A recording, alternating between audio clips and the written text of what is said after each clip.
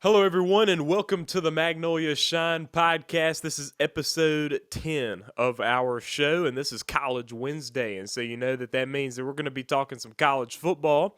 I'm Trellis Williams, your host, alongside the one and only Blake Levine. Blake, what's going on?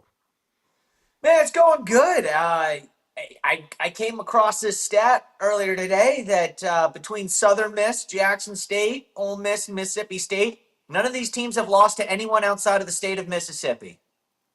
And that's a good thing to see right there. So, we've seen some exciting things here in college football, and Jackson State has a bye week this week, but Ole Miss, Mississippi State, and USM all three be at it again this week. All of them out of conference games. Probably the headline of the weekend is going to be Ole Miss hosting Tulane. And both teams are 3-0 on the season. These teams have played each other a decent amount in recent years. This game will be in Oxford. Again, Tulane just beat Duke on the road, and so now taking on Ole Miss on the road. What you thinking, Blake, about this one? Well, obviously, the initial spread was 11 and a half points. So Vegas, the betting odds feel like Ole Miss is a touchdown and a half favorite. If not, if you're betting the Ole Miss to cover, a two touchdown favorite over Tulane. The reality is they are a two touchdown better team. Now, that's not how we play football, and it's never how we're ever going to play football because No, Duke bought an $8 million quarterback and they couldn't beat him. It's going to Tulane's be really quarterback. Yeah, Yeah, right, right. And yeah. it's going to be really interesting here because for Ole Miss, Lane Kiffin says he expects Austin Simmons to be the starter. The fans are asking for Trinidad Chambliss.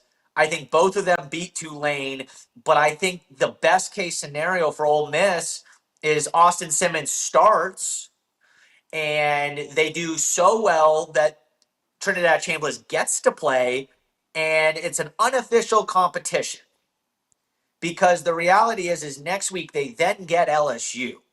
And that's the game where whichever quarterback, you're not going to be playing two quarterbacks that game because if you are playing two quarterbacks that game, that means the starter didn't do so well. So I think I'd like to think that Ole Miss is hoping there's a world where they can play both guys. And I know that's never not something that they're going to come out and say. And they don't have to do an SEC injury report this week. So I don't know if he's just talking Austin Simmons is going to be our starter and he's really hurt. I don't know exactly what they're going to do. But I think their hope is that they can play both, win the game, and feel like they have a real answer heading into LSU. Yeah, you say that you're you think that maybe best case scenario for Ole Miss is that the starting quarterback with Austin Simmons plays so well that Chambliss is able to play. Man, I don't see that being the spread of this game. I don't see Ole Miss dominating Tulane. I think it's going to be a really good game. I think it's going to be a very close Well, game. I mean, Tulane. well, This game's always very competitive between these two teams. Yeah, I mean, look, I understand that, but Ole Miss in non-conference games in recent years have blown these teams out for the most part. Now, I know when they went down to Tulane a couple years ago, that was a close game that they ended up, I think, covering the spread, but it was off a late fumble recovery for a touchdown. Excuse me if I'm Something like wrong, but I that. remember them. I remember them kicking like a 50-yard field goal to go up three, and then they scored a touchdown late, and then it was 10 points, but it really was a pretty much a game-winning field goal prior to that last Yeah. drive. But for the most part, Ole Miss is really taking care of these non-conference games. Their losses have only come in conference. I think they dominate this game. I think they cover it no problem. But here's the deal. I think Lane Kiffin at the end of the day wants Austin Simmons to be the quarterback. The reality is he chose Austin Simmons out of camp. That means Trinidad Chambliss, Austin Simmons competed, quote unquote, competed for a job, and Austin Simmons won the job. I don't think Lane Kiffin chose Austin Simmons, a 19-year-old, because he felt like I owed it to him. That doesn't sound like something that Lane Kiffin would No. do. I owed it to him, and especially owed it to a 19-year-old. I don't care. This is his third season. He's 19 years old at the end of the day. So, and Trinidad Chambliss has played 3 years of Division II college. So, I think they want Austin Simmons to be the starting quarterback. They think he's more talented. I think he's more talented. But the reality is they play LSU next week. and they need to win that game because they can play with two losses. They can have two losses and make the college football playoff. Well, that's one at home. You just don't want to drop a home game no matter who it is. Last year they beat Georgia and we thought, okay, here we go. That's the game they had to win. They go and they win it, but obviously they dropped the game to Florida late. And they play Florida again this year. They have to go to Georgia. There's a lot of games on the schedule that go, ooh, that could be a loss. They may be favored, but it could be. South Carolina, if they think that they're going to beat them 27-3 again, then they're sadly mistaken. Now, maybe they do after what we saw with Vanderbilt, but I think South Carolina is a better team than they were last year. And week in and week out, I think that's a close game. So LSU becomes a quote unquote unofficial must win. And I think this game, they take more than care of Tulane. Yeah, I got Ole Miss as well, but I think it's narrow. I think it's a one-score game. I think it comes down to the end. I think Rebels fans are a little nervous at the end of the game, but I think Ole Miss does take care of the win. But I think it's going to be closer than you think, but I got Ole Miss as well. We got Mississippi State and Northern Illinois. Now, listen, for Bulldogs fans, that could make you just slightly wondering because this Northern Illinois team knocked off Notre Dame last year. I don't think this is going to happen for them again. I think Mississippi State's going to take care of business here, especially at home.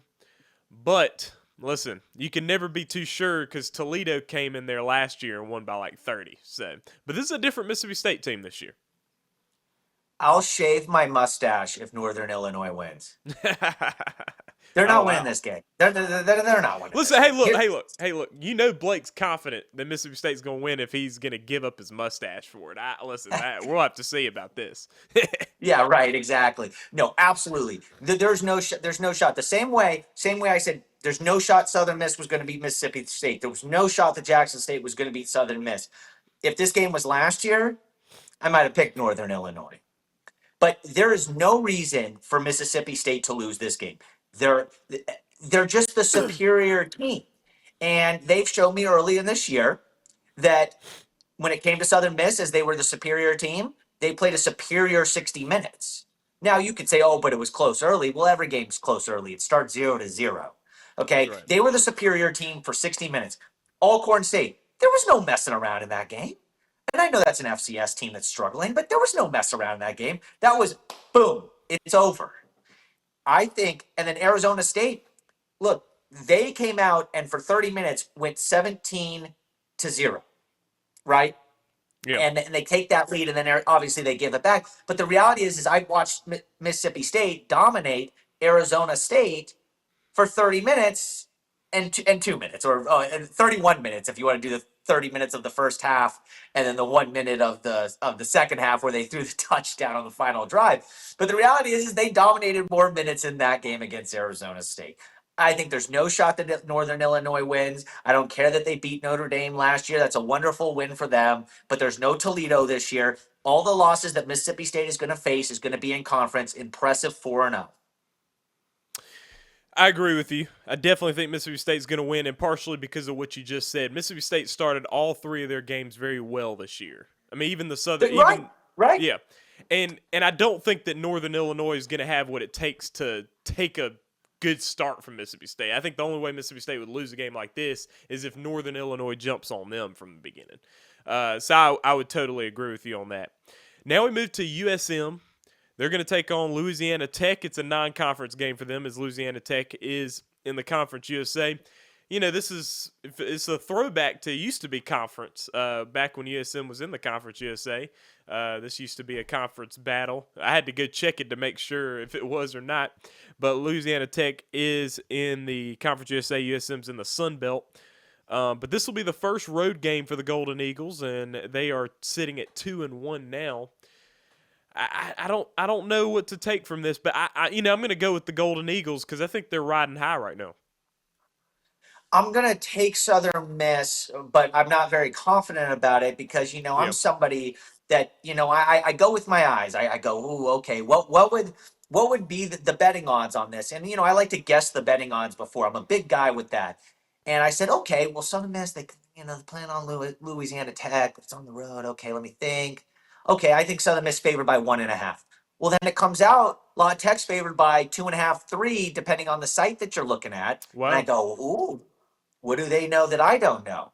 I think Southern Miss, I'd take them in this game, but I don't feel confident. Excuse me on that. But I think for Charles Huff, I said the first test was week 1. Well, we got test 2 now, right? What test 2 is, are you the type of coach that doesn't let your team let down after a nice win? After your first big win, right? Yeah. You beat Jack State like you should. You lose to Mississippi State like I thought you expected. App State, solid football team, and you just kicked their butt? Okay, a Yep. lot of teams with not great coaches let down that next week. They go, oh wow, we just got Coach Huff. The practice isn't the same. It's just the vibe. They don't come out hot. They let Louisiana Tech. They spot them 10 points. Whatever it is. So for me, it's going to be really interesting to see what type of coach Huff is. Is he somebody that is very good at convincing his team? Forget about last week. That was a great win. Don't get me wrong. But now we're on to next week because every coach says that, but not every coach can execute what he says to the players and then have it come out onto the field. Yeah, I think Coach Huff's doing a good job because I think they're playing inspired football, and I think it was a good start to the season for them to take on Mississippi State. So a good challenge to begin. Jackson State allowed them to kind of work some of the kinks out, and they finished well in that game. And then beating App State, I think you got a team that's ready to play some ball this year.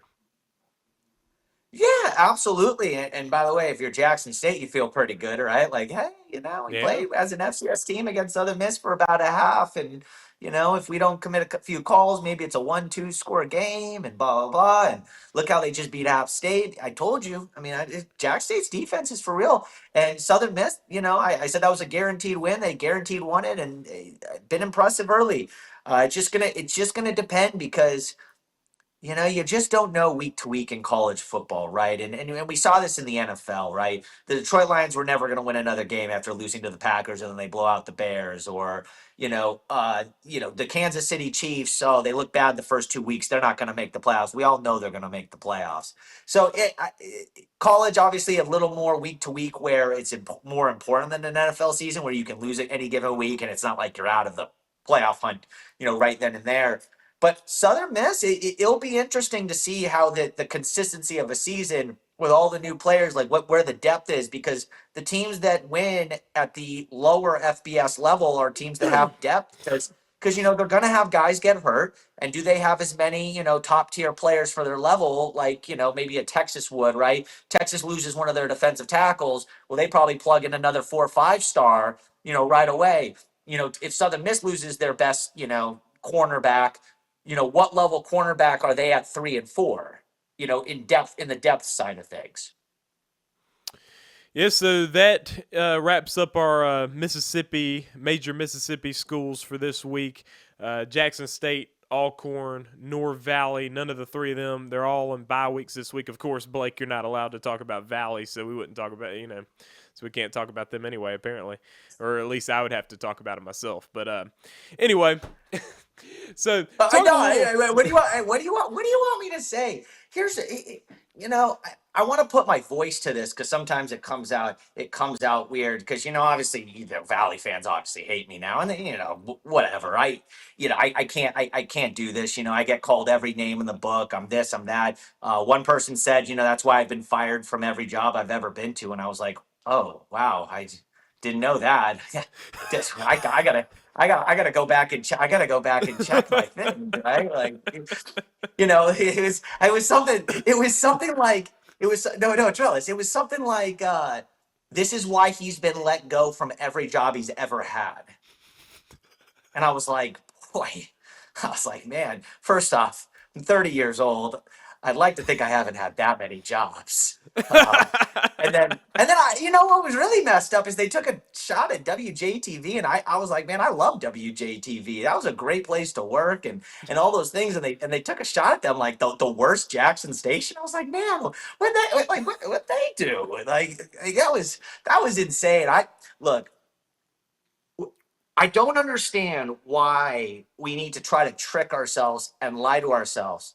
The situation that they're in is awful.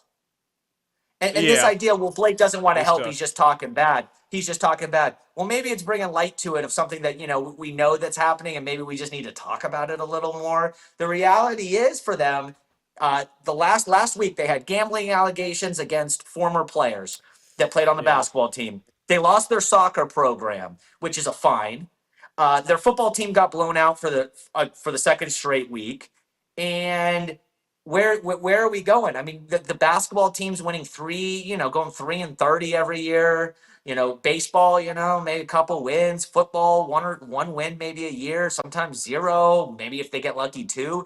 And I'm the bad guy because I say it out loud. Yeah, they're in a pretty tough spot there, and I think you might know a little bit more about this than I do. Like why they stay at the Division 1 level, because the thing is that if they drop down to being to being like a Division 2 team or something like that, they would be able to compete at that level. Like all of a sudden now Maybe. you're reinvigorated. I mean, obviously they lose to some Division 2 programs, but they would not be the bottom Division 2 team. Just to be clear, they wouldn't be. But maybe I don't know if West Point went up to 6A, I bet you they'd be just as dominant, and if they went down to 4A, they'd be just as dominant because winning teams find ways to win and losing teams find ways to lose. And does that mean if they drop Yeah, to Division 2, if they drop to Division 2, would they just spend a little bit less than all the division, right? Like, would they just readjust their I guess yeah, funding, like, or are they going to spend the same just in division, right? Like, or do they convince themselves, oh, okay, yeah, well, let's do this. So that's where, like, I don't know if I don't know what the best case scenario for them is. They're going to need some dynamic change at some point. I don't see it anywhere in the near future how they're going to be competitive in any given sport. They're going to win games from time to time because it's college athletics and they do have scholarship athletes on their team. So just like the worst team in the NFL is going to win a couple games, Valley's going to win games here and there. Like they're not going to. I hope they don't go winless, but I guess it's possible. There's just going to need to be some dynamic change, and it's not Terrell Buckley's fault. It's not any of the coaches on the team's fault. It's matter of fact, it's not even the players' fault. At some point, this is a higher problem. yeah. Yeah, so we'll keep an eye on that as time goes on, but kind of moving a little bit into some SEC football because we talk about that as well here on College Wednesday, our special on the Magnolia Shine podcast. Please be sure to hit the subscribe button, by the way. Hit the subscribe button right now. Like and share with anyone who's interested in Mississippi high school sports and then also college football as well, as we were talking about today. So in college football, this week, I will say this, not the most jam-packed week of like blockbuster games, I will say. But we got a few. And in the SEC, you got Auburn and Oklahoma, two undefeated teams taking each other on. These are two top 25 teams. And Oklahoma's looked really good. Auburn's kind of looked a little bit better than expected. And Hugh Freeze is over there, and he's in a position where he needs to raise the bar for Auburn because Auburn's used to a little bit better level of play. Now, I will say so far it seems like they're delivering. They're 3-0 so far. It's a big game for them. What you thinking about this matchup, Blake? Well, I know you. I know Jackson Arnold's excited. I mean, I got to think he's really excited for this game against Oklahoma.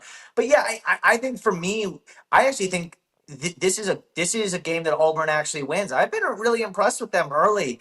I think Oklahoma's one really impressive win over Michigan. I'm still not sure how good Michigan really is. I don't know. Yeah, I don't feel. I think this is a big game, like you said, for Hugh Freeze and just the tenor of Auburn fans of the program. And, because this is a few years in now, and I just want to see one big win. I just want to see one win where I go, wow, we wanted them to show up, and they showed up exactly how we wanted them to. So this is massive for them. For Oklahoma, yeah, they think they're a playoff team. I don't think they'll get there, but I feel like for Oklahoma, they did deliver on that one big win already this year, and they'll probably have a couple more. I just think Auburn still is not there, and the Baylor win is not a big win. This would be a big win. Yeah, and I'd agree. Even though the Baylor win didn't look that bad after they went and beat SMU the next week on the road, but then you wonder about SMU, and then when we're talking about Oklahoma and their win over Michigan, I mean, listen, Michigan hasn't been any good since they can't cheat anymore. You know what I mean? So like, Stop. Stop. so I don't know about Michigan, but I think Oklahoma wins this game. I think I Okay. think they're I think their home field. I mean, they got a lot of good energy there. I think it's going to be a very good game, and I think the Sooners end up pulling it out. But I think it's going to be a very good one, and I think Auburn's a very good team as well. Yeah, no, I think that's fair. Yeah, well, next one is South Carolina and Missouri. So I think it's easy for everyone to write South Carolina off after getting beat 31-7 by Vanderbilt at home. And if you just saying that statement, you got beat 31-7 by Vanderbilt at home, that sounds like rock bottom. But I will say this, Vanderbilt I think is like a good football team right now. We'll see how long this happens for their program, how good they are. But like right now, this year they are very good. And so I don't view that as being as negative of a thing. And South Carolina is one of those teams, and we saw it last year. They're up and down. They're just an up and down team. I mean, I'm going to go out on a limb. I think I'm going to pull. I'm going to say South Carolina wins this one and knocks off Missouri, which is going to shock everybody just by going from losing to Vanderbilt at home by a lot to beating Missouri. But I think South Carolina might pull this one out. But that's part of what makes the conference so great, right? Is that Yeah. I think South Carolina is going to win this game too, right? And I think Oh that's what wow. makes this conference just so great is that you have that. And when it comes to Vanderbilt, they got to be so happy they got Diego Pavia back. I mean, I know he begged for that extra year and he got it and really impressive. Yeah. However, I disagree with you. That is an embarrassing loss, 31-7 to anybody when you're South Carolina and you think you're a Yeah. top 10 Exactly. I team. agree. Losing 31-7.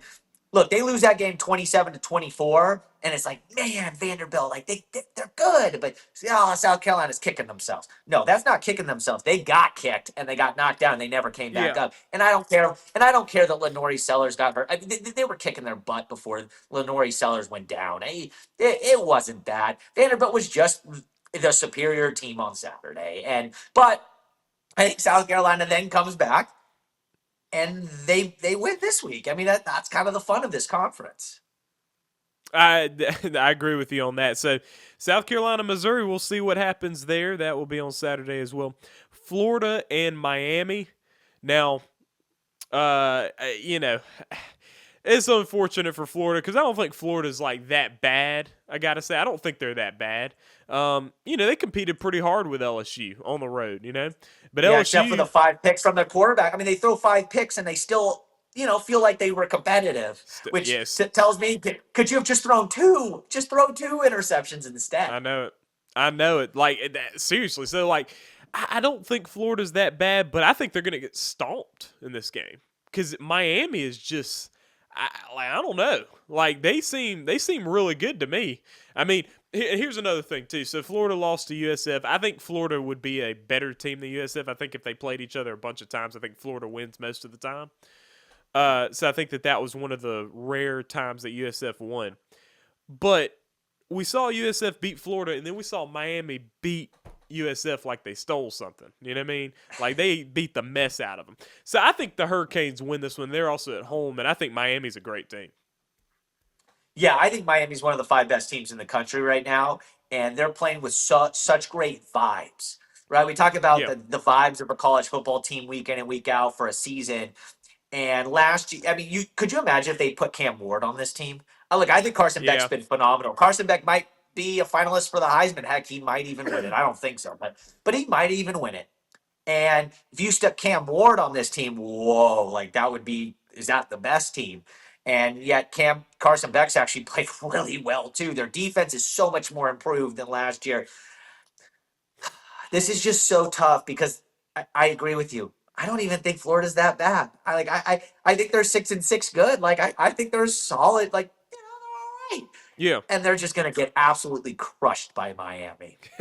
And people are gonna laugh. And Napier's probably gonna lose his job this week. And that's that. Yeah, which it's tough. I mean, just think about this, Blake. I mean, how much do you think Florida wishes they would have just held on to Dan Mullen? Because the thing is that I saw a comparison of records, and they fired Dan Mullen like after he went 7-5 or something like that. And I don't know. I don't know. Where Dan Now, Mullen's sitting at 3-0 right now.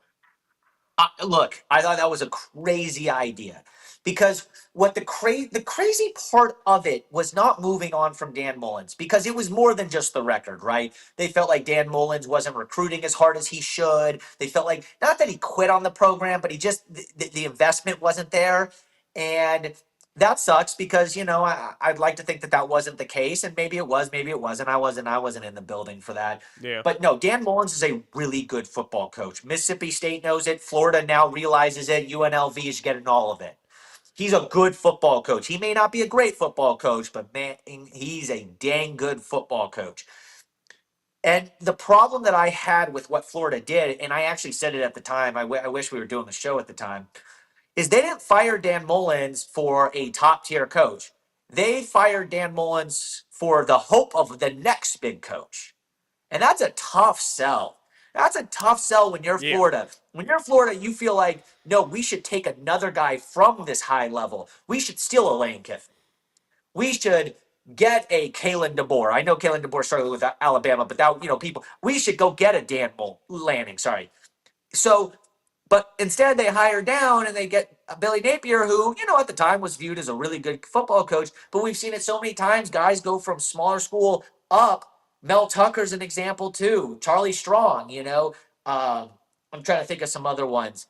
I mean, heck, Ole Miss hired Matt Luke. I mean, that was an insane move to hire Matt Luke, and they did it.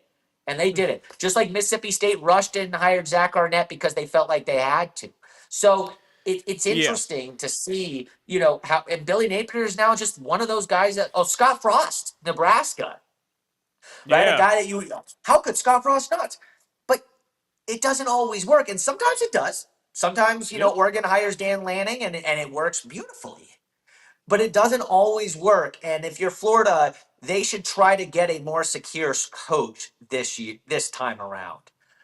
Maybe someone that's already in the Power Fours at the highest level.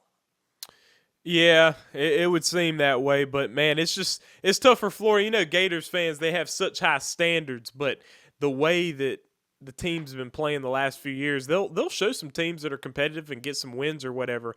But for Florida fans, they don't view that as success. Mississippi State fans are a little different. You know what I mean? Where it's like, if you go 8-4 and you beat a couple of good teams, like how it was when Dan Mullen was coaching Mississippi State. It was like, man, awesome. Like, this is a fun team or whatever. Man, Florida, it's like their standards are so high that, you go 8-4 and it's like, oh, that's a bummer. But they've been going like 6-6 and 5-7 and stuff. So I'm surprised he's really hung on as long as he has. I think the late last year and the way DJ Lagway played saved his job. But to be honest with you, and I say this too, if you spent 9 games of the year, 8 games of the year going, this guy's not returning, and you let 1 or 2 games late season convince you that you're bringing him back, the sample size was bigger to let him go than the sample size to keep him. And if you were scared of losing DJ Lagway because of that, maybe, but look where you are with him, right? Like maybe you Yep. needed the whole reset, and maybe you do lose the quarterback, and that it sucks, but that's part of the process. It is. Well, folks, that will wrap up our College Wednesday right here on the Magnolia Shine podcast. Please be sure to hit that subscribe button. Also, like the video and share it with anyone who's interested in college football for College Wednesday, but then we cover high school football. And today's Wednesday, tomorrow is Thursday, and we're going to be back, and we'll be talking about high school football for this week. And we got a big week in high school football, so we're going to be discussing that, and we're excited about that, Blake. But listen, we're looking forward to tomorrow. Yeah, absolutely. I always love Thursdays. For sure. Folks, this is Blake Levine with me alongside myself, Trellis Williams. This is the Magnolia Shine podcast. We out.